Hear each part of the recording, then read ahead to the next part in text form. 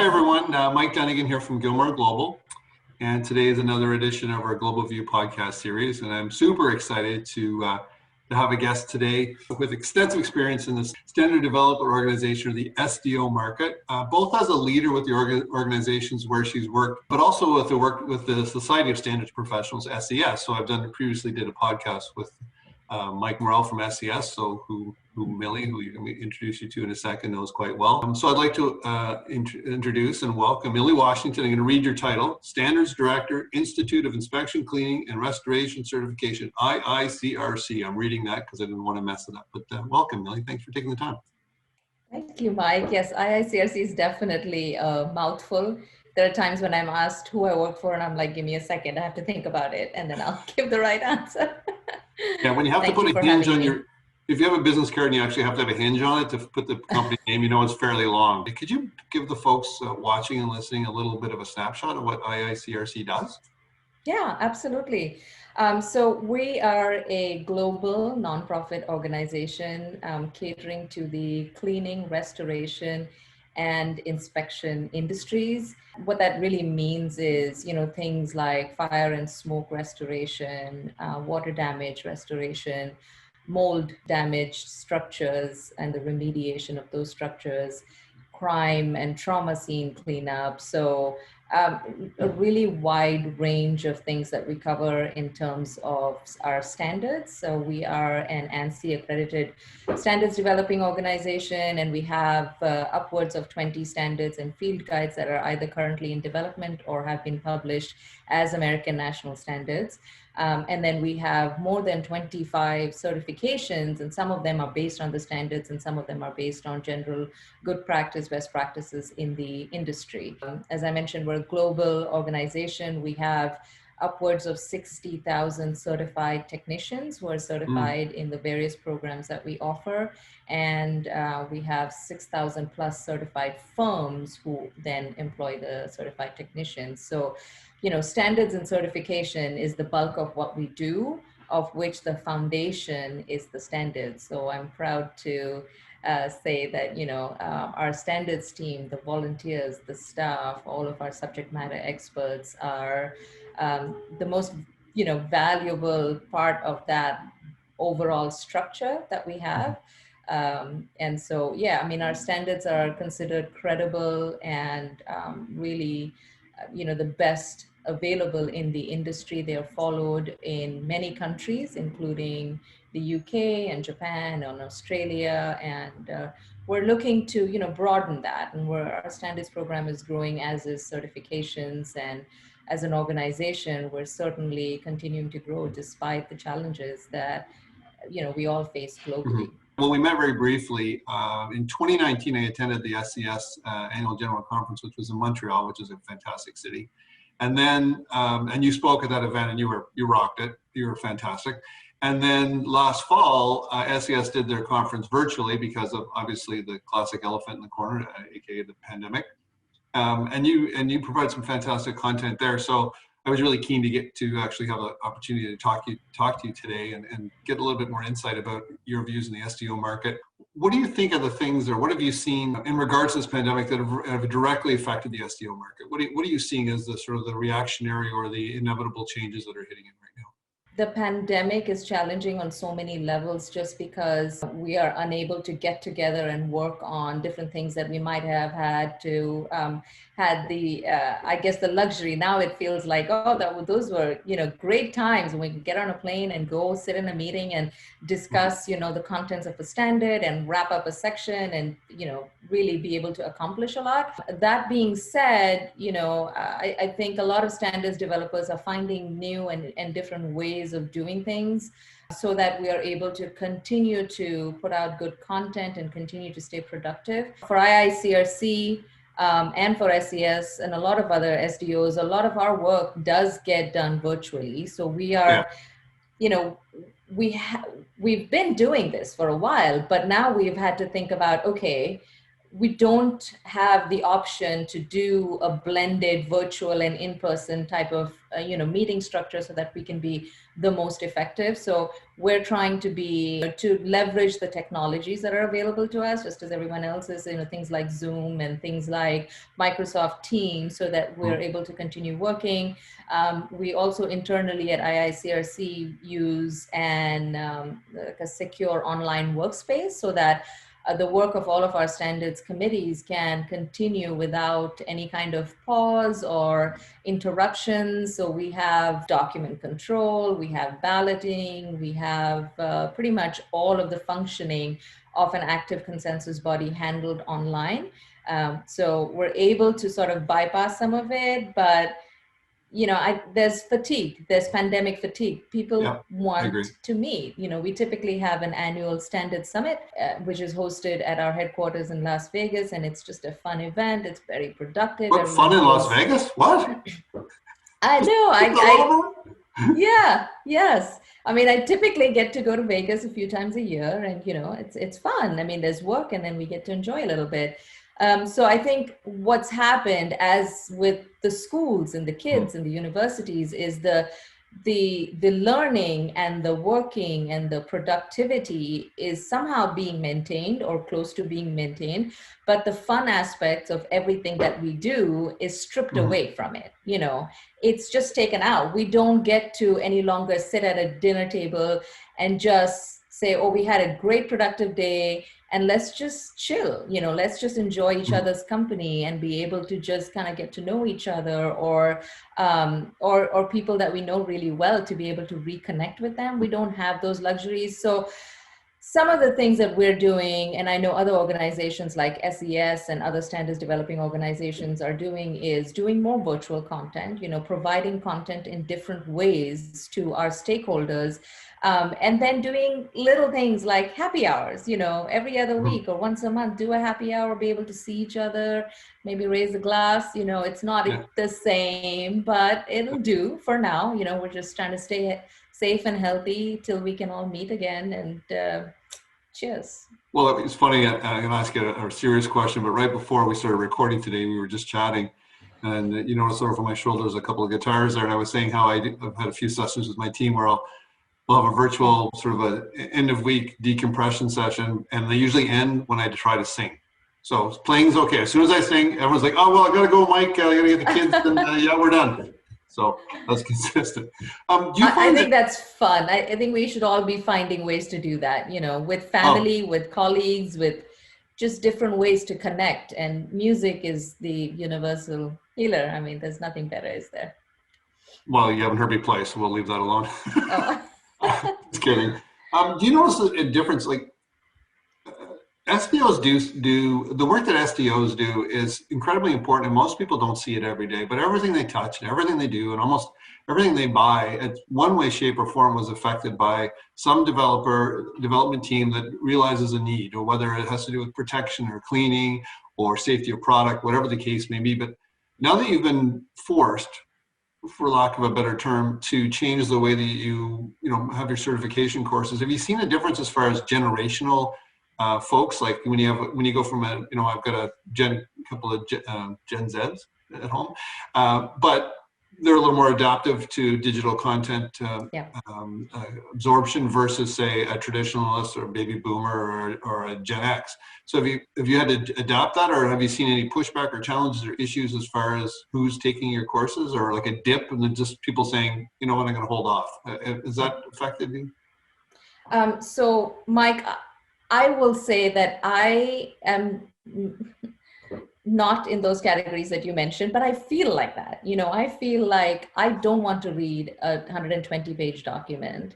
Certainly don't want to read it in hard copy, because then if I need to find something, I cannot find it other than reading it cover to cover, which is, not practical, not always an option, especially for someone who's on site, who's doing a job, or who needs access to information quickly. And so that's not quite the Gen X, Gen Z conversation, but it is, access to information, providing it in formats that are usable, that have a very comfortable user interface, where you can, just get exactly what you want when you want it, and possibly for information to be provided in smaller snippets, right?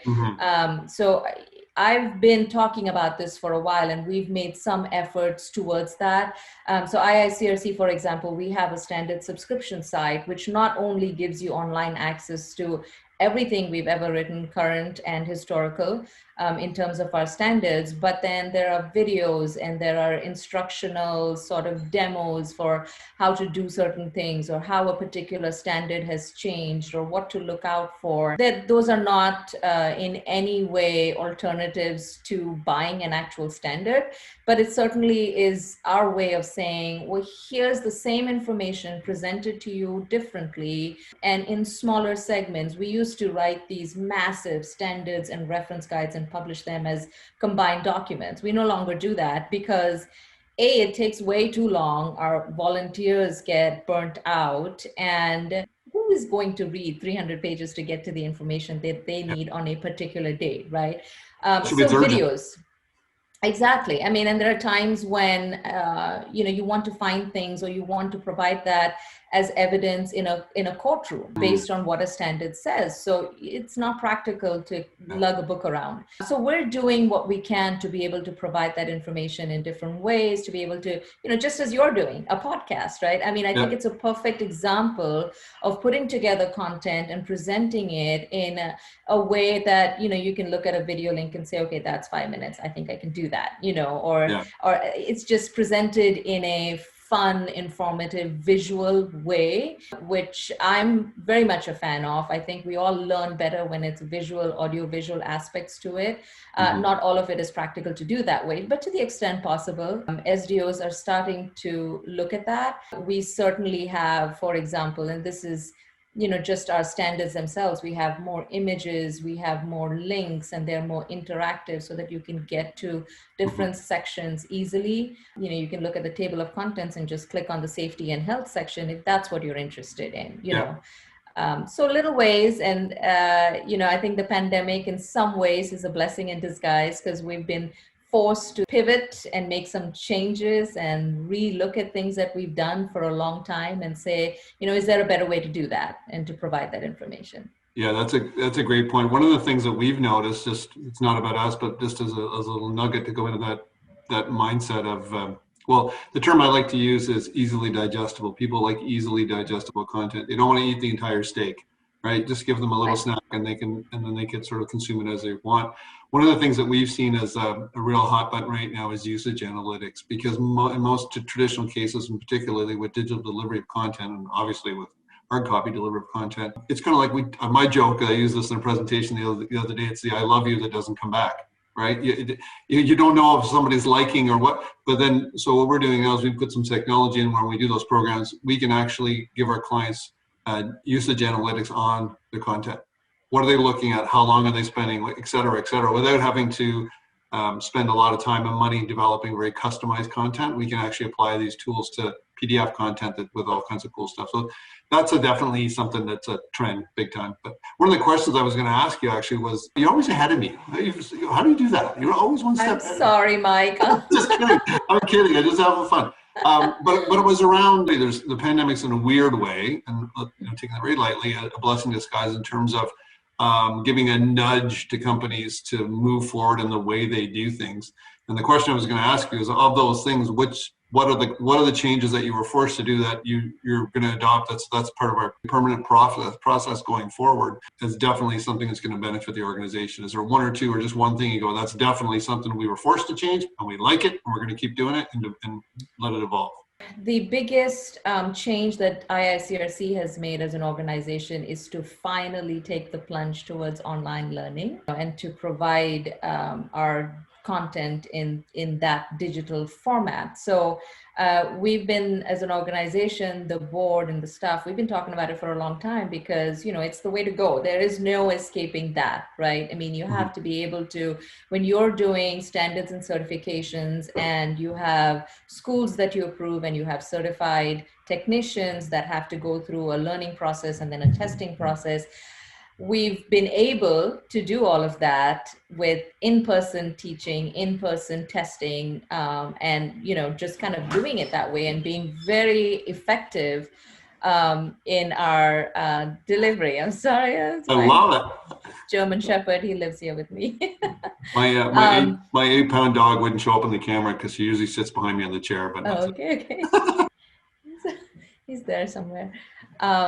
So I think with the pandemic, our instructors no longer were able to get on a plane and teach a 4 days a week class in a different city and then hop from city to city. That's no longer an option.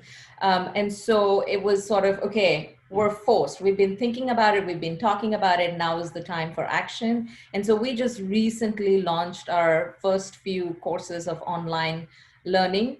And it doesn't come without challenges, especially for an industry like ours, where hands-on learning is a very critical aspect of how you do the restoration work. If you've never done it, but you've taken a test, how effective is that, right? Mm-hmm.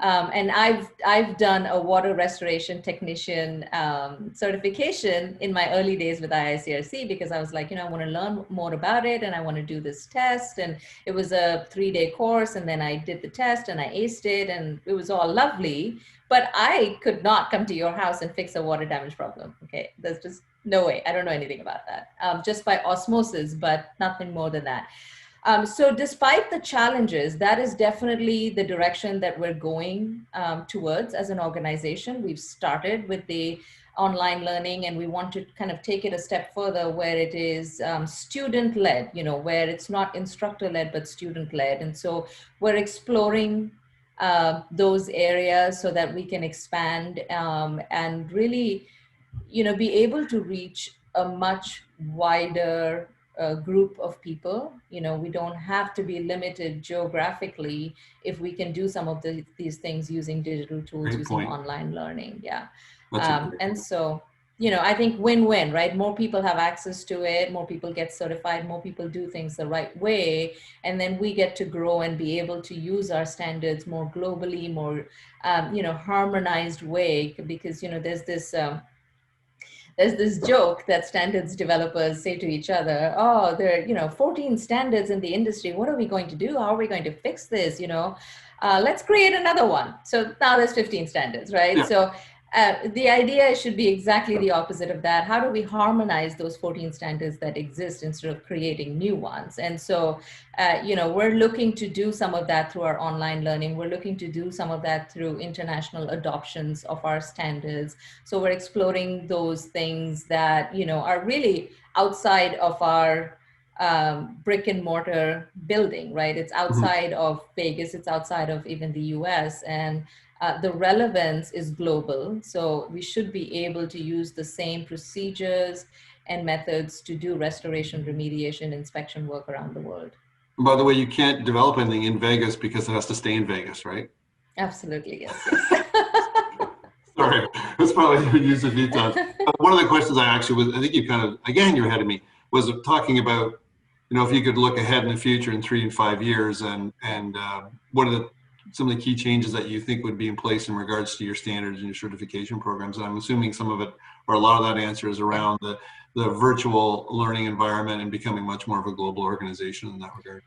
Yeah, absolutely. And my answer is exactly the same. You're right. It's more globally relevant content. It's more reach, and it's more standardization. That's the goal of any standards developing organization, is how do we get more people to do things in the same way so that it's more effective, it's more cost effective too. I mean, it's not just a matter of doing things right, but how do you minimize the cost incurred because you're doing it right? And because then, the lawsuits and all the other complications that come with it can be minimized. And so, I think that's what it is. It's that growth, that global reach, that sort of blurring the boundaries of, geographical boundaries, and being able to reach more people around the world. I mean, there are really just a handful of countries that follow standards in this particular industry, and we would love to see that. They all should, exactly, because the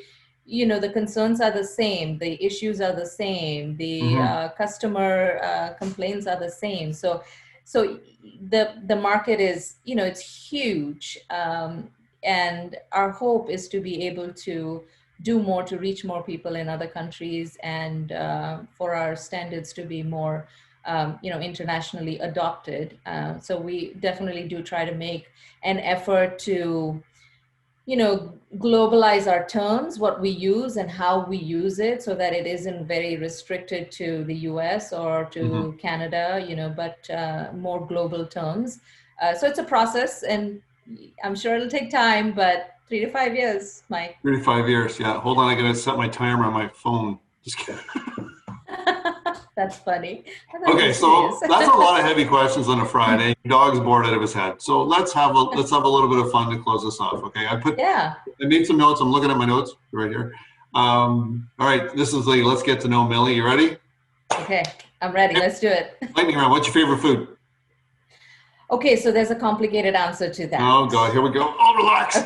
Okay, yeah. Make yourself comfortable because it's going to take a minute, okay? Yeah. So I'm from India. I grew up in India. I came to the US for graduate school, but I grew up in India. And in India, when you eat Chinese food, it's really Indian Chinese. So it's a blend where there are Indian spices used in Chinese food, and it's nothing like American Chinese, and it's also nothing like authentic Chinese because I've lived in China, so I know there's the difference between all of these different things. But the Chinese food in India is delicious, and I dream about it, so that's my favorite food. Okay, that's probably the best answer we've had to that question so far. Okay, now tying into that, what's your favorite restaurant in the world where you've been? Oh, that's a tough one, Mike. So many good ones. But I'm going to stick with, I'm going to stay consistent with my answer and say just about any restaurant that will serve me Indian Chinese, I will drive hours to get to it and have a good meal. When we're done, I'm going to be on YouTube looking at Indian Chinese food things to see what it's like. I love to cook. My wife and I we're foodies. We love to cook. Oh, yes. So yes. The more aromatic the house is, the better in my Exactly. opinion. We're on the same page. Oh, I love it. Favorite location to visit in the world globally for work and or vacation? Once we get to travel again. I don't mean to your kitchen when you walk down the hall, like actual travel. You're right. That's a bit of a painful question to answer because I'm like, there's so many places I want to go to, but I don't know when that's going to happen. I don't know because I've never been, but excuse me, I would love to go to Bali, Indonesia, and just spend 2 weeks there. So that's right now on my bucket list. It'll happen. I don't know when, but Bali. That sounds fantastic. And what's your favorite hobby? Oh, that one's easy. Dance. Did I say it enough times? Dance. That's good. Yeah, I'll play the guitar. You don't want to see me dance. I'm looking at my notes. What's one of the most unique things you've ever done? That's hard. I've done a lot of unique and interesting things, but I'm trying to think back to my most recent visit to the beach, and we did some paragliding. So I'm going to put that down as well. Very nice. That's fun. Yeah. It's a little scary, but alive. So. Yes, I have to do things because I have to keep up with these kids that I have, I can't come across as, well, mommy's too scared. So I'm like, I'm going to do it. I'm going to get on that thing and do it. So I did. And pretend you're not scared. That's the most important part. Exactly. Favorite band and last song you listened to on your playlist? Ooh, favorite band, I would have to say my husband's band. He's a jazz pianist. Oh gosh, jazz. And love it. Yeah, jazz. I mean, my taste is very eclectic. I like it all. But I'd say he's my favorite band, also my favorite musician, also my favorite husband at the moment. I know, so disgusting. That's just way too easy. You've gotten a lot of points so far, but you're not getting any points for that answer. I'm so sorry, but I'm sticking with it, Mike. That's good. You know what? It's like, so I love to play the blues. And my son is very good in music. He always says, "You know why you play the blues, Dad?" Why? He goes, "Because you're not good enough for jazz." Oh, that's what he always says. Burn! Jazz. He plays bass and guitar, and I'm like, "Yeah, okay, yeah." So, what's your point? The biggest question, I wrote this down. I just jotted this down because every conversation I have with friends lately, when we've done a few family Zoom events, et cetera, is everyone's, "What are you watching now? What do you like? What's Netflix or here we have Crave, if you've got Prime, Disney, like what show are you watching?" So I only get 30 minutes a day to watch anything because the rest of my time is for my kids. So when I'm on the treadmill is when I watch. Mm-hmm. And I am a die-hard Law and Order Special Victims Unit fan. I mean, die-hard. I will, I've been known to tell my kids to disappear when that show is on Really? because, Is that because they're all IICRC trained for this crime scene cleaning during gosh, this? no, they should be though. You should. Make a note. Make a call. Last question. Yeah. When everything just does this in the world, and we can get back to being the new normal, what's the first thing you're most looking forward to doing that you can't safely or legally do today? Well, I would love, the list is long, Mike. One thing, you want me to say one thing? Start with the step. I would love to book air tickets to go somewhere far away for longer than a week. I'm thinking maybe to go to India and see my brother and his new house. I don't know. The list is long though. I would anything. I'd go eat at a restaurant and any restaurant and be happy. Good. Yeah, all good answers. You get all the points back. I put those points back, so you're getting all your points. So I'm glad. What a relief. When my kids were little, every time they did something, I'd say, Jack, good job, buddy. Like 9 points, and he's like, yes. And then I would say, he'd do something the next day and say, Haley, that was 7, why 7? I should have he got 9, and we joke around, and then we're like, Dad, what are the points for? And I went, I don't know. That's nothing. Funny. I'm going to try that. I'm going to see if I have any success with that. Dead serious look though. Points. Yeah. Okay. I think we're done. I love it. That was fun. I expected it to be, but it was fun. And I'm just, I think it was perfect. We did it on a Friday. Don't you think, Mike? I was absolutely. I'm giving myself points for the scheduling.